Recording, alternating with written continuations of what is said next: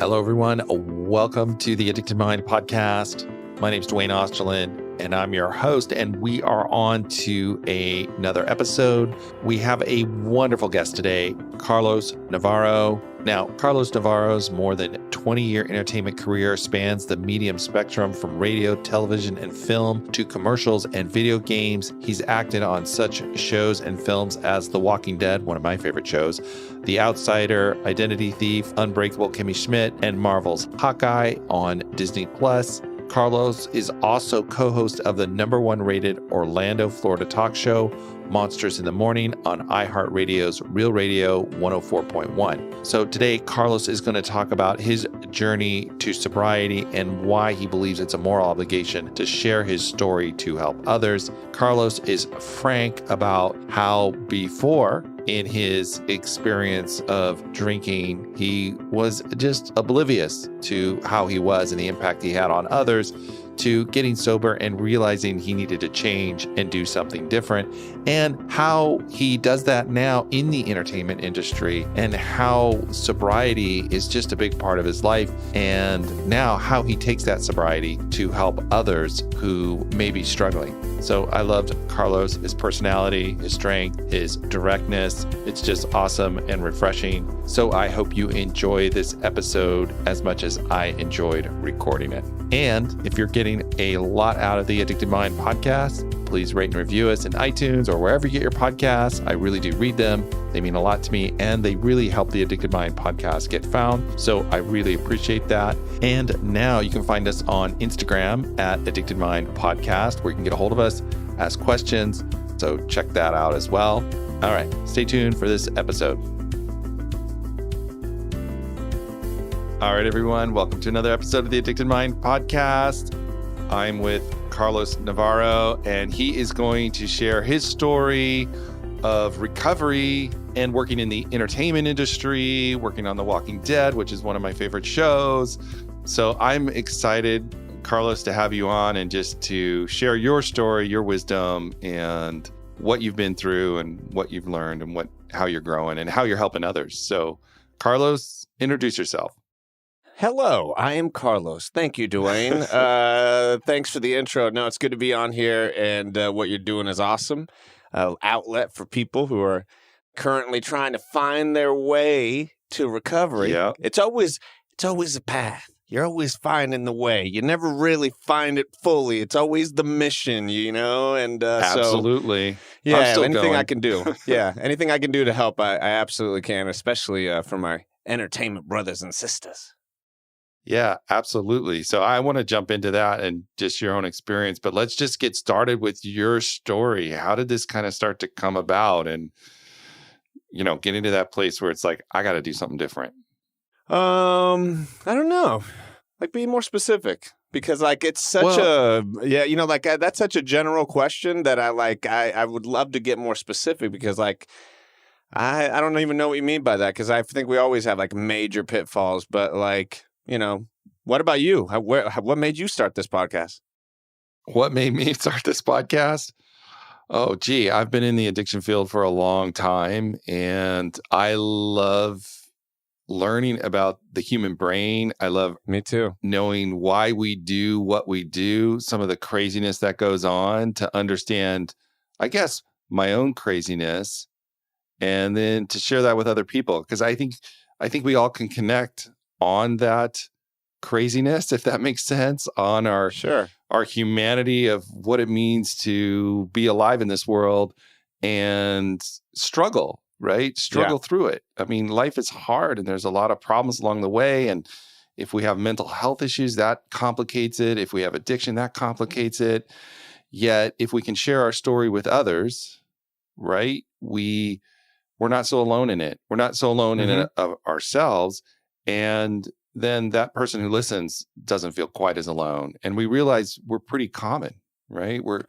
Some of this stuff is just so part of being human. And so I like that part. And then I just like understanding so much what we're learning about the human brain in the last 10 years is just kind of crazy. So that's where my interest is. I'm a junkie for that too.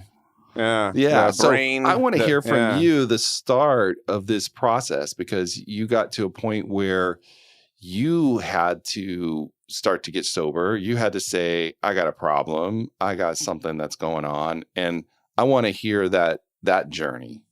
Oh, man. It was a long journey. And, I think the journey starts with thinking that I always thought I was the party guy. Like, I think that's the beginning of the journey. What you just said is the beginning of the journey. Like, I was actually still kind of consuming what you just said about why you started this, because, like, why, it's such a thing, recovery, and to talk about it, to go back to it. Yeah. And I think because when you're in part of recovery, there is a moral obligation to share the story. And I think it all leans into wanting to be a part of something, wanting to be a part of a clique, wanting to be a part of and I think that's where kind of addiction starts for me. And that's the question, right? Right. I wanted to be like the fun guy at the party. I think that was always, it was in my nature. And then like that was drinking. Yeah. And the next thing you know, the drinking turned into excessive. And the next thing you know, oh man, that's actually all in my family. Some consciousness happening throughout the journey. Right. So there's a bunch of different waves to it. Right. So like a lot of different things kind of come together in that space.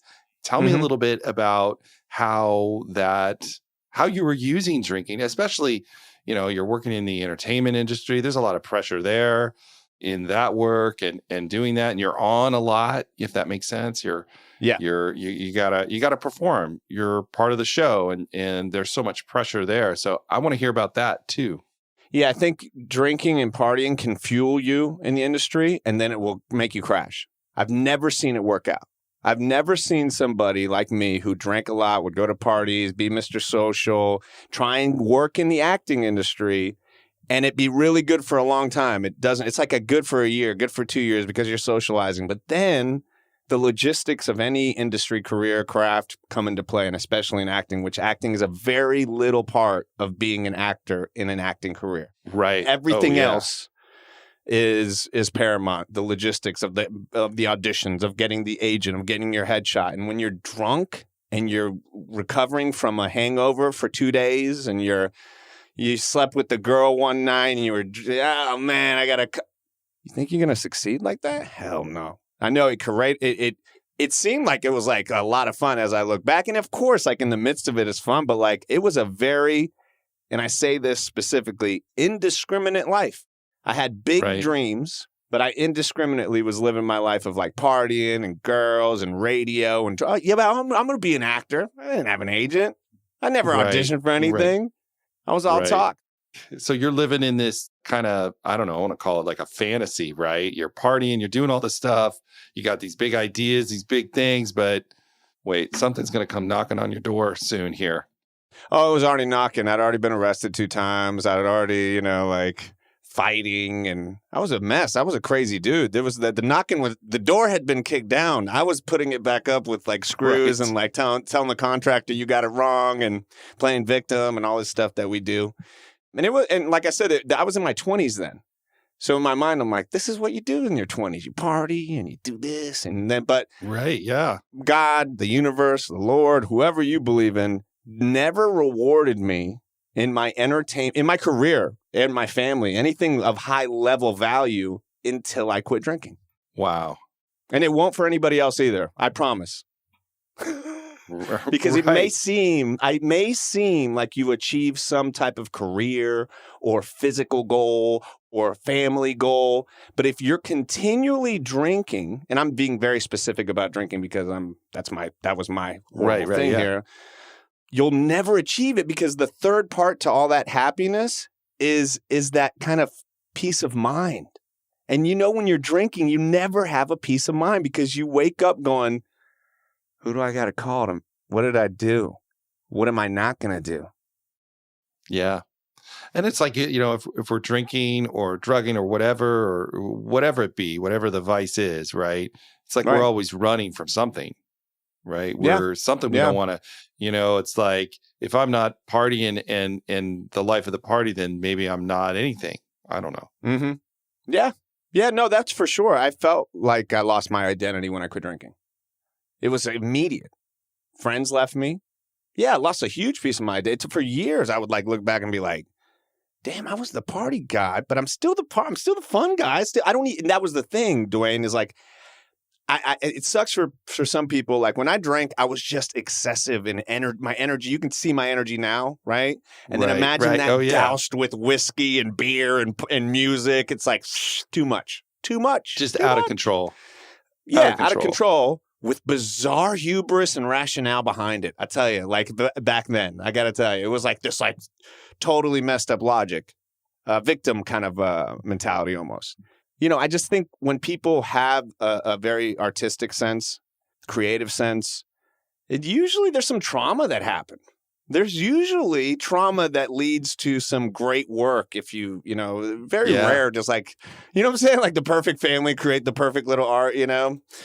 So you usually douse it with addiction. You kind of figure that out in your 20s and then hopefully you can figure it out in your 30s. And then a lot of people don't, you know? I was fortunate. I had some people that believed in me. That's awesome. So when did that hubris start to break? And you're like, man, I know this is not sustainable. Like the hubris has got to like crack. Yeah. Yeah. When I got arrested the third time, like, and I lost everything. Yeah. How crazy is that? Like, took you 3 times there, buddy. Sometimes we need that. Yeah, yeah. But even then, I still went back to it after that. That was like the biggest moment, the one that like was the, whoa, I lost my job. I was on probation. I lost my money. It was like straight out of some old 90s Garth Brooks song. Like, I lost my money. I lost my boots. You know, it was 2007 and 8. Everybody remembers that. Like, everybody lost everything then. Like, you know. Right. And the main theme was drinking. The main theme, it wasn't like my other stuff. I was kind of successful whenever I tried at something. But the universe was like, you're not going to do it, dude, until you figure out why, A, you're drinking, number one. Yeah. B, if you have the discipline the discipline, because that's the thing that sucks for people. They don't want to have the discipline. They don't want to show at a party and not drink. They don't want to hang out at the barbecue and not have their beer. They don't want to hang out. They don't want to have the conversation. But you know, I screwed up enough though, Duane. I screwed up enough that I owe it to me, my wife, my family, and I take it with that much prominence, if you will, or importance, if you will, because if I don't, I'll screw it up. Right. But you gotta know that, I guess, on a deep level, right? You gotta know, like, this is going to cost me more than it's going to cost me everything. Can I share something with your audience? I don't get on this path. Yeah. Can I share? Yeah, Duane, there's something that I've realized that when I quit drinking in my 20s, I made the choice to quit drinking. I was like, I have the choice to quit drinking, and then I can, maybe later on when I'm older, I can go back to it. I can have a glass of wine with my wife, whatever. That didn't work. I tried it again a little bit later in my 30s. Made a choice. That didn't work. And then when that last thing happened, when my wife looked at me and said, yeah, I'm out of here. This is it. Wow. This is the final straw.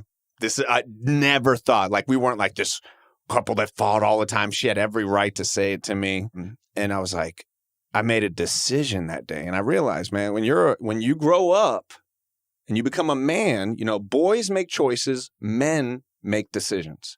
Girls make choices, women make decisions. And I think when you take that idea on it, it changes it a little bit, as opposed to like, well, I got to make this. No, it's that big of a decision, man. It's going to hold. Somebody's listening to this right now, Duane, and they're like on that teeter-totter, and they're like, and I'm telling you, your life will change if you just quit drinking. Just stop it. Yeah. But it's like that really there, when you say that, like the decision, it's this deep feeling in you that it's so different from the other times. The other times, like, okay, I got to stop this. This is out of control. I'm okay. I'm going to do that. But then when you make that decision, I like that being able to split those apart, there's something different about it. It's like a deep resonance that this is a decision I'm making on a deep level. I don't know how to explain it. It's like a felt thing. You know what? That's a good point, Duane. Like, how do you explain it? Because, like, it's something I've thought about a lot. Because, like, it's helped me. And I think it's like, when you make a decision, it's different than a choice in a sense, especially with recovery, it's like a life thing. When you get married, like, well, how does it feel? I don't know. I can't tell you. It just feels different. When you have a kid, I don't know. I can't tell you. It just feels different. When you turn 21, I don't know. I can't tell you. It just feels different. And when you say and it's the I will attitude, as opposed to I want to make that choice, as opposed to I will make this decision. Very different. Yeah. And there's this commitment to it that's on this deep level, especially when, like you were saying earlier, I think we all can like live in that hubris. I can do this myself. I can, and when you kind of, like you said, your wife kind of came to you and said, I'm out, I'm going to be out. It was kind of like, it just breaks all that down. You're like, holy shit. Yeah. This is it. Yeah. Yeah. It's life or death. And I know people like to put it like they like to make it. And I'm not this guy that counts down the days. I don't know how many hours I've not drank. I don't know and if that's what you need, more power to you. For me, that's not what I needed. I just knew like, okay, this is life or death. I lose it all again. And I was already rewarded for not drinking for 3-4 years or whatever. The universe, God, the world opened up. I booked The Walking Dead. I booked all these major things that I wanted to do. And it was like, hey, listen. Actually, excuse me. This was after I quit the final time was Walking Dead. But there was those in-between times that I would get these tastes of success. Right. And I look back and I'm very big on writing things down. And if you're thinking about recovery right now, you have to get something that charts your progress. Remember this phrase, if what is not measured cannot be managed. And so if you're not measuring whatever it is, hey, I didn't have a drink today. You don't have to have a track of like, I did it. No, it's just like one day and somebody's listening right now and they haven't had that drink today. You get that notebook out and you write down, I did not drink today. Check. And I promise you it'll feel powerful. I promise you. Yeah. Yeah. You make it concrete and that helps your decision become concrete. 85% more chance of it happening if you write it down, Duane, and people don't do this.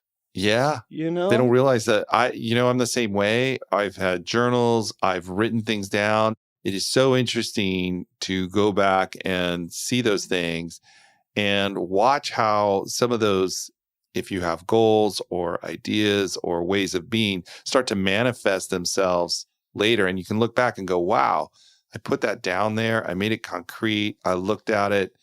And then it gave me direction. It helped form that decision. So kind of going back to you, like, so you made this decision, right? You started writing this stuff down. What did you start doing differently that you started to change in your life when you said, okay, I got to do this. This is a decision I'm making. What were the steps you started to take to help yourself? There were a lot.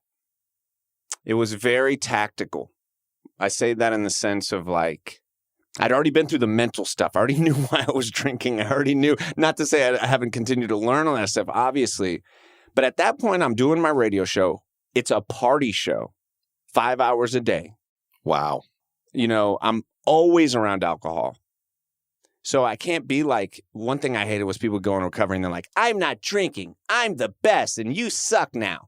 And everybody hates that, So I was very tactical in the sense of I didn't tell a lot of people I quit drinking. Number one, my wife knew, and very close people that I knew would celebrate it as opposed to opposing it. And as crazy as that is, there are friends that are like, oh, really? One night, man? Come on, man. And they're like, those are the people you want away from you. So I became very and so I would hold a drink that looked like I was drinking at a promo where they're paying me as liquor sponsors, paying me to be there. And I'm like holding up a seltzer. And guess what, folks? When you don't tell people that you're not drinking, nobody cares. I thought people would be like, what? Carlos Navarro, the party man, is not drinking? No way, man. Guess what? Not one person cared. Think about that. I had built this idea in my head that I was oh man, people are going to be upset. No, it was a relief because guess what? When you're an addict, when you're recovering, people don't have that conversation with you until you sober up. And years later, they go, man, I loved going out with you, man, but you were just a wild man. You'd get us in trouble. But, they don't tell you that in the moment. You think, and everybody's different, with what they do but so anyway, that was one. And then I really charted it. I really began to infuse my brain with why I was doing this and very specific goals, and changed my actions. I know there's a lot of powerful words I may be able to say, but actions are 10 times more powerful than words. And I didn't go to the clubs. I didn't hang out with those people.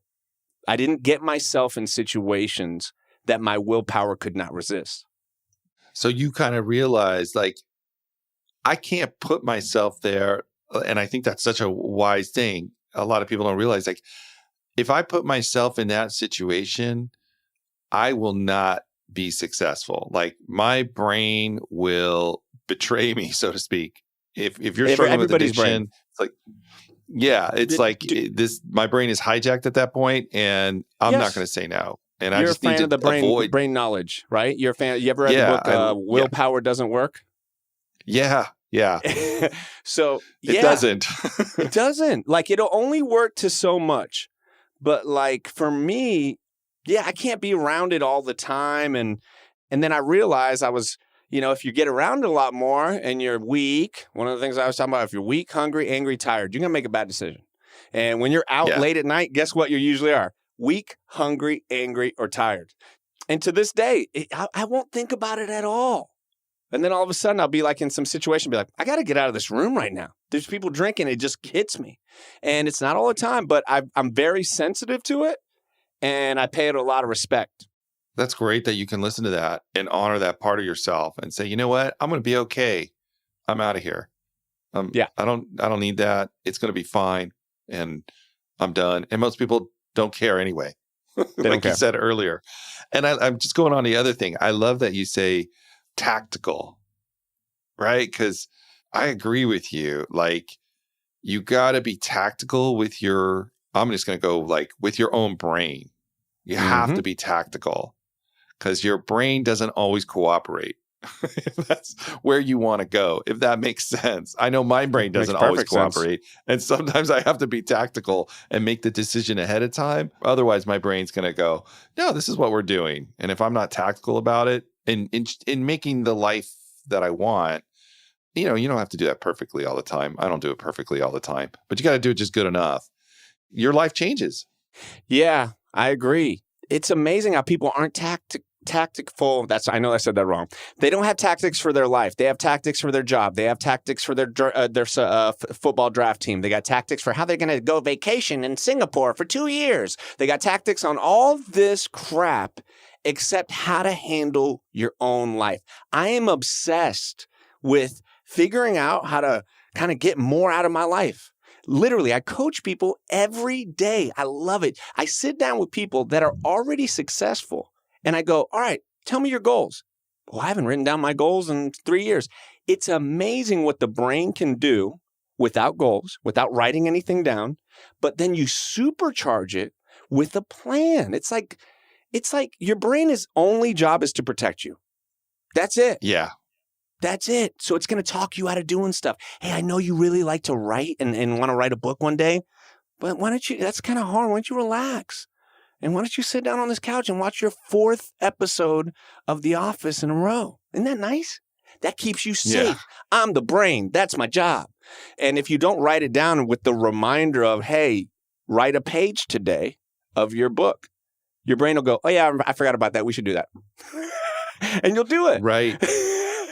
You have to be, same with recovery.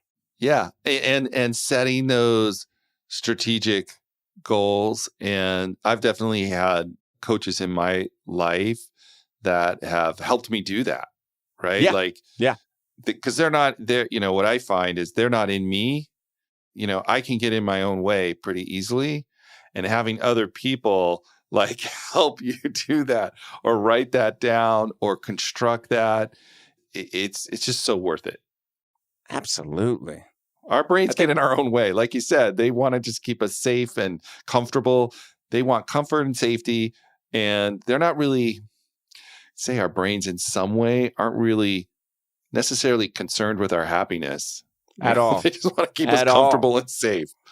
Absolutely. Yeah. We have several roommates that live in our brain, and they all have different emotions and feelings. And we live, ironically, somebody would be like, no way, in a very safe and secure world. Our brains were built to run amongst the animals and the plains and light fires and be in caves. I mean, that's really where the brain, as you know, was built for. Not in today's age where a click of a button, we got food in our, where we can literally drive by 16 fast food places. We don't ever have to leave the house. So that's where anxiety builds, and that's where depression builds. And I think there's some just very simple ways that I've used for many years, that I have a whole methodology behind that I'm sure you do too, that really help people feel better, like in a genuine way without a bunch of pills and really investing in themselves.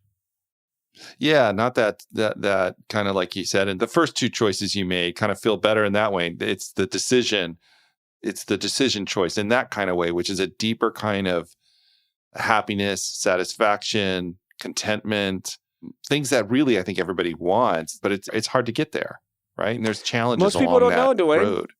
Duane, most people don't know what they want, brother. Like that's the crazy thing. Like you sit down with somebody, they'll tell you 10 things they don't want and can't name 5 things they do want.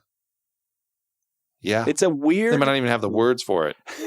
Because they haven't given themselves. And this is not a diss against anybody. I find it crazy for me because they will dedicate themselves in their kids' soccer team. They will dedicate themselves in their students if they're a teacher. They will dedicate themselves in their patients if they're a nurse. They take pride in all these things, yet they don't take 2 minutes to plan out their day, their month, their life, their goals, their values. It's as high as an important. They can list off the Disney core values, and then you ask them, well, what are your family values? And they go, we never talked about that. Right. Yeah. And it's like, just very simple stuff, man. Simple stuff. I'm not perfect, man. You heard me. I've already talked about it. I've been arrested a bunch of times. I've had to do some serious ass work on myself. And now I love sharing it with people. I like with you and with my teammates. I call my teammates people I coach, and, one day a book, and all this stuff is just kind of popping. I've been doing it for years, but now I really want to share it with the world. So tell me a little bit, like, now that you're doing this, how have things changed for you in your life from this moment of making this decision, being tactical, and, moving forward with this strategy? How has your life changed? And what are the things that you see in it now that you never had before? Everything changed. Like I can't begin to, once I took ownership, I think that's the biggest first step. Go by the 4 agreements, okay? And you live by that, and you're going to be all right. And the first thing is, don't take anything personal. I took everything personal, and I liked it. I liked fighting with people. I liked drama. I could talk back. Then I realized, oh my gosh, I'm playing the victim. Everybody's again. I got fired because of this. And then once I realized, I got a victim in my head, and then I got the judge in my head that's going to judge me on everything I do. Once I realized happiness is being in the moment, taking ownership of what you have, using your time wisely. I think people are very unfulfilled because they don't know what they want, and then they fill their day with busyness as opposed to feeling productive. And very simple tweaks, as far as in my whole thing is a notebook. Your notebook is your life, not a journal, not that you have to write this stuff down. It's just an exporting of the hard drive of the brain onto something physical. And it's really worked well, not only for me, but for like people who, surprisingly, Duane, when I first started coaching about a year ago, I've coached for years, but now like professionally and one-on-one and groups, I realized how successful people are without any plan. Because the people who actually come, most of them, without doing the mentor work and stuff like that, like they're already wanting to get better. And it's like, it's just as simple as if your boss at work said, hey, I need a project done. Give me the details, the data, good strategy, the goals, when you think you can accomplish it. But that project is you. Nobody takes the time to do it. Yeah, I totally can agree with that. It's pretty amazing how we can get caught up in the minutia of just getting through the day and never take the time to make that plan and investing in that. I think for me, one of the things that I remember when I first started like looking at like working with coaches to help me get better at things in my life. And it was like, oh my gosh, That's either it's a lot of money, or it's, a lot of time or whatever. But I can tell you from my experience, it is always the return on that kind of work has been more than tenfold in my life. I'm so glad you it's just said made that. such a difference, because we get the help, we get out of our own way. There's people out there that can see things about us that we can't see ourselves. We just can't. It's impossible. Right. And then they can point it out or steer us in a direction that we just can't see. And it's like, get help. It's the best decision you can ever make. Man, I'm so glad you said that, Duane, because like we are so quick for our kids or anybody else. Hey, I want to get good. My daughter plays softball. Yeah, I want to get good. Let's get the batting coach. We're going to get a fielding coach. We're going to pay $75 for the hour. We're going to do this. What is it? You want to learn Spanish? We're going to get the Spanish lesson. The things we do for our kids, if we just took a second and said, okay, well, we've made it to this level of having a family, of having a business, of having our own career, of having a partner, whatever it may be. But now we're at this level, and there are other people, and this is the part that people don't like to admit. I don't teach about finance. I couldn't teach about that. I don't teach about real estate. I couldn't teach about that. Passion is my project. And I can teach you how to get like good at a passion and relieve anxiety and stress and all these things. So I narrow focused on that. And man, it's just been something that I really, really, really love and doing it quite a bit now. That's awesome. That's awesome. One of the things I was wondering too, I wanted to talk to you about is, working in the entertainment industry, being on these big shows, doing all these cool things. I think they're really cool. Oh, I do too. Thank you. It's awesome.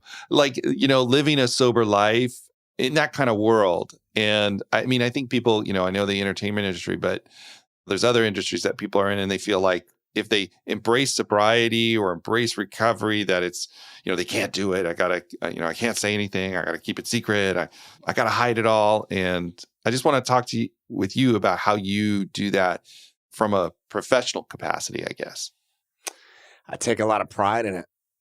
I have to take a lot of pride in it. And I don't say that like in this braggadocious, like, I haven't had a drink in 7 years or whatever. It's like, right. I kind of like it.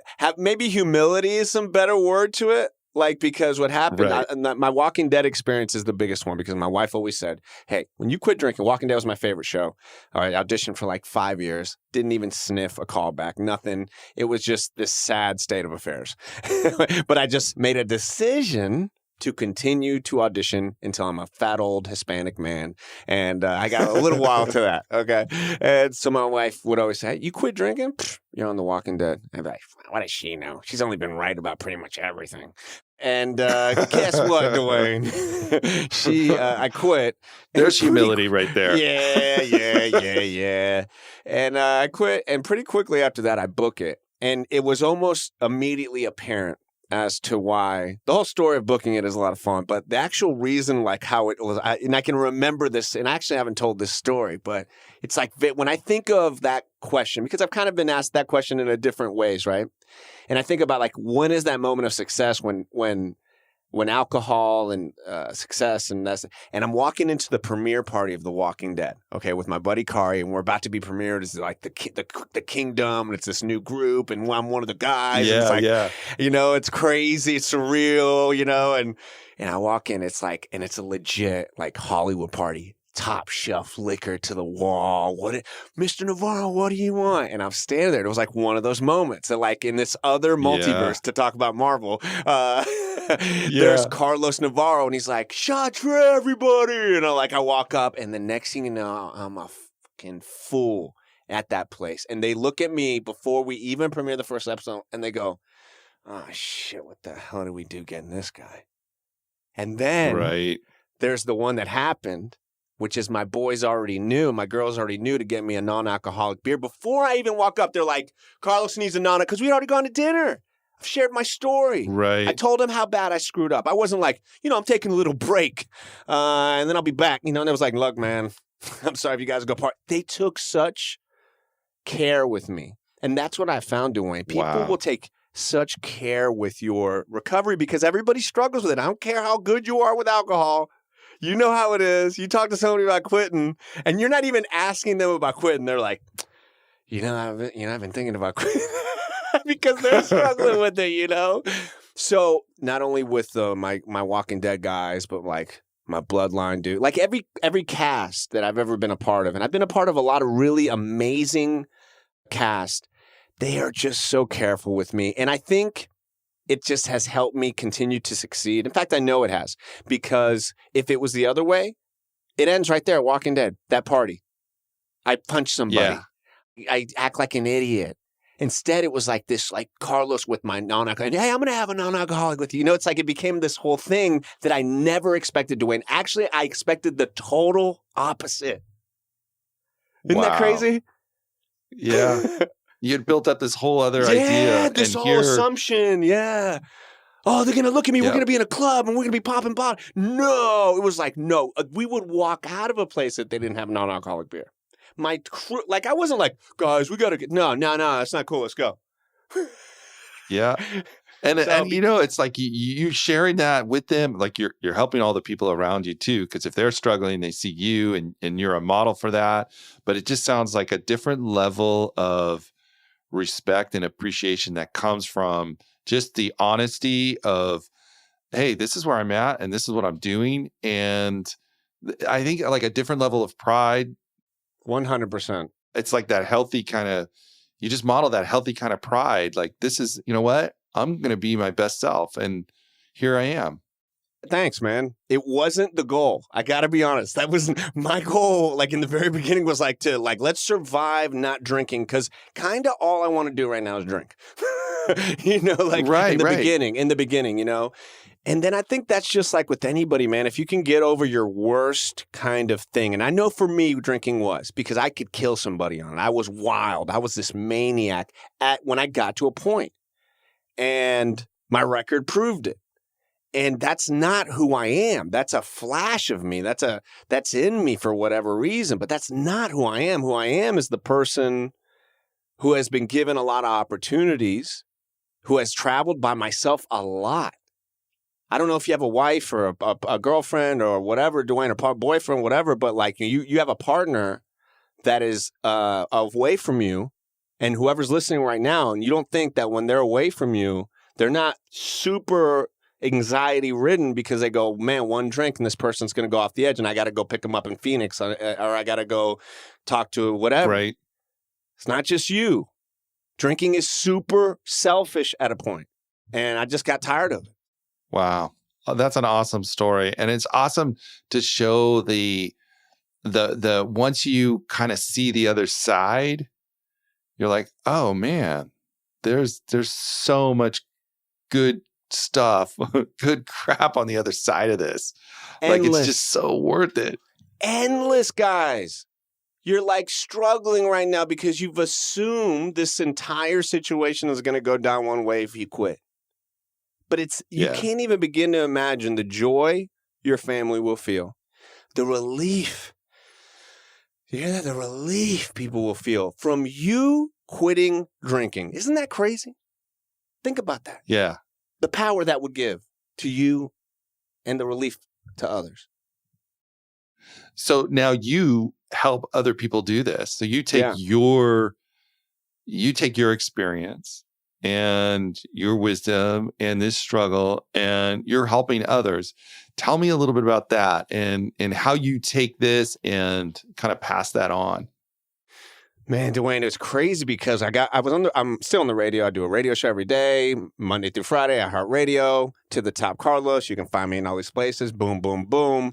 But because I've done this talk radio show for 5 hours every day, I've had this amazing audience that's kind of followed this path of mine, from the party guy to the quitting to being on the news, arrested, all this like an insane B-level Lifetime movie. Okay, and and so there's people that have gone on that trip with me, like from literally drinking with me to quitting to so for years I would get these emails, and I would always talk with people like offline. I'd never talked about it with anybody. I never even knew coaching was a thing. I heard a life coach, but I was like, Right. I didn't know, right? So I would just talk to people offline.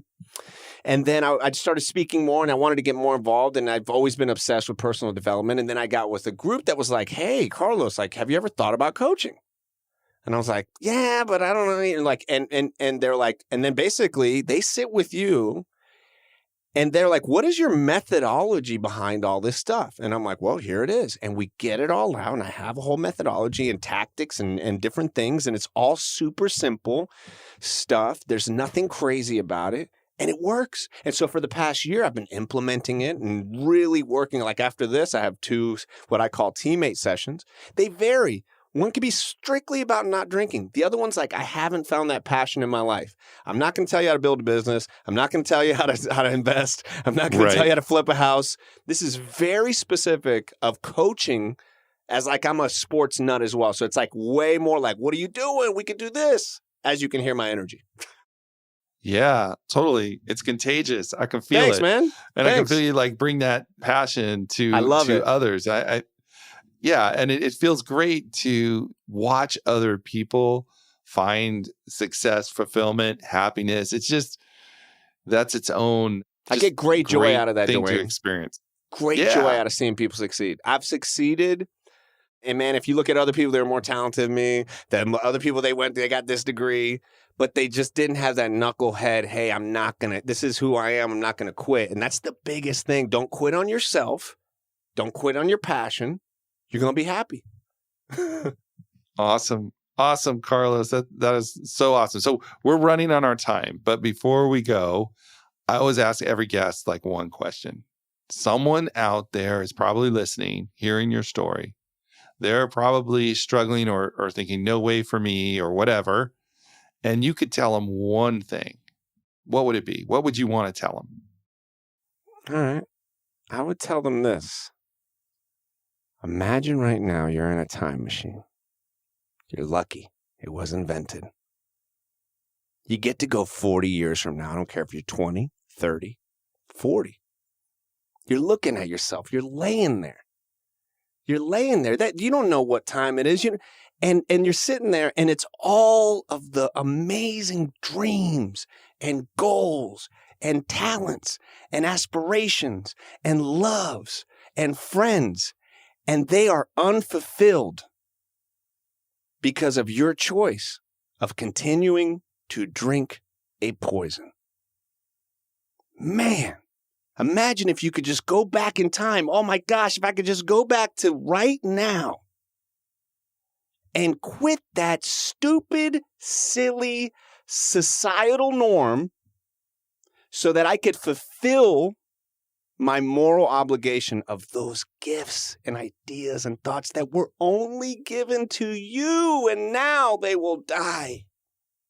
But you got that shot. How was that? Oh, man. That's good. That's a powerful exercise. I mean, I can feel myself. I'm just thinking and putting there, and it's like, wow, okay. It's crazy, right? Hey, shout out to Les Brown. Les Brown has a very powerful kind of sequence like that. But man, you gotta get in that time machine sometimes, Duane. Yeah, because it really hones what you want and makes you start to really think, what am I doing here and where am I going? So I love it. All right. So Carlos, how can people find you? They want to get a hold of you. They want to talk to you. They want to work with you. How do they find you? Oh, I would love to work with you. I'd love for you to check out any of my projects I got going on. It's very easy. It's IamCarlosNavarro.com or to the top Carlos on all your various social media platforms. And I know I was very mind and recovery, but I promise I'm silly, stupid, funny, and I post a lot of crazy stuff and silliness. So that's actually my main goal. Try and make people laugh and then make people think. Awesome, Carlos. I'm going to post all that at theaddictedmind.com so they can find it there too. Carlos, thank you so much for coming on, sharing your joy, your passion, your humor, your energy on the Addicted Mind podcast. I love it, man. Thank you for having me, Duane. I really appreciate it. I had a great time and really enjoyed this. All right, everyone. Thank you for listening to the Addicted Mind podcast. As usual, all the show notes will be at theaddictedmind.com, so check them out. And don't forget, click the subscribe button in your podcast app so you can get every new episode. And follow us on Instagram. Just go to Instagram at Addicted Mind Podcast and check us out there. All right, everyone. Have a wonderful day, and I'll talk to you on the next episode.